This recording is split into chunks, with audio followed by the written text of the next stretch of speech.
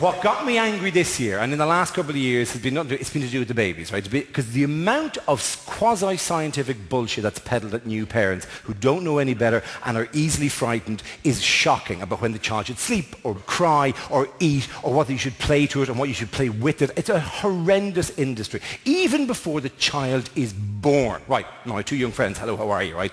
I'm going to talk about a thing called an antenatal class. I'm taking a wild guess here that you don't know what that is. All right, say that right now.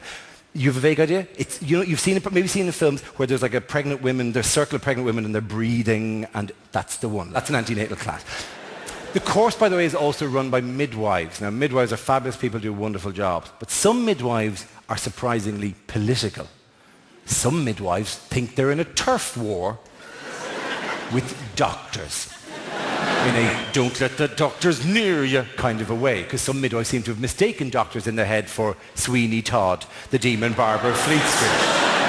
Actual quote from a midwife, don't let the doctors near you with their knives. Actual quote, as if the process isn't scary enough without thinking doctors are ready to lash out randomly in dark corridors. The course is also taught in that tone that I can't stand, that, okay, we're all here together. We're all just taking our first steps on an incredible journey of life. At one stage she goes, no surnames, no job titles. What you do outside this room isn't important right now. We're all the same here. We're just new parents taking our first peek into a wide new world. Try to ignore the large bald man off the telly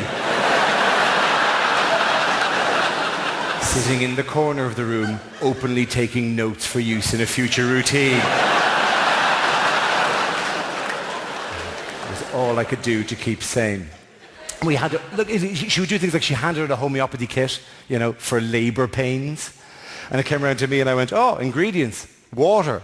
That'll be handy when you're screaming the place down. Imagine all the screaming probably dries your throat out a bit, right? And then she gets to a major issue. Oh, lads, you'll know nothing about this, but I'm going to say something here that you'll have never heard of before in your life. Never heard of this. But when I say it, watch out for this. When I say something in about a minute's time, every woman in this room is going to make a noise. Every one of you will make this noise, and I'm not proud of the noise I'm about to make you make. It's not a good noise I'm going to make you do, but there's good stuff just beyond the noise. There's gold, but there's a noise barrier, and you've got to make the noise to get through that barrier, right? During the process, there is a point where a decision may have to be made. I cannot apologize enough. Between a tear and a cut. There's the noise. There's the noise I've heard 120 times so far in this tour. The noise and also the hands. If it's any comfort to you, there are two 14-year-olds who haven't a clue what just happened. Who are sitting in the front row going, what, do they have to cut them out of their jeans? Is that what happened? We get to this important point and the woman is discussing it and in her full-on, don't let the doctors near you way she goes, obviously, she says, you should choose the natural path. Which is a debatable point, right? But to back up this stance, to back this up, unbelievable, she goes, besides which, she says, besides which, a tear heals better than a cut. I am loving you for that sound. That is exactly the sound we made at the time of, huh? What? What? That sounds what? That sounds counterintuitive at best. I turned to my wife, who is a surgeon.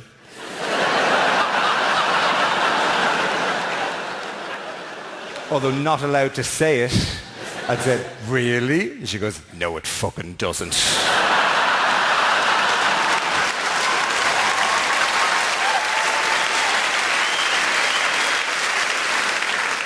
Stupidest thing I've ever heard in my life. What does she think we've been doing for the last 250 years? I said, well, do you want to correct her on this? If I correct her on this, I've got to correct her on everything she said for the last day and a half. Let's just get the email addresses and get out of here, all right? A friend of mine summed up brilliantly. A mate of mine, himself and his wife had just been through the whole thing, and I was talking to him a few days later, and I said to him, oh my God, she said an incredible thing. She said, a tear heals better than a cut, and your man goes, oh yes. Oh, yes. That's very well known now. In fact, most surgeons these days, for the initial incision, will use a bear.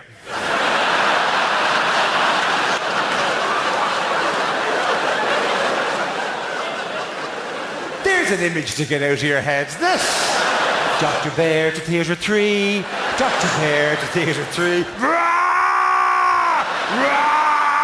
Rah! Rah!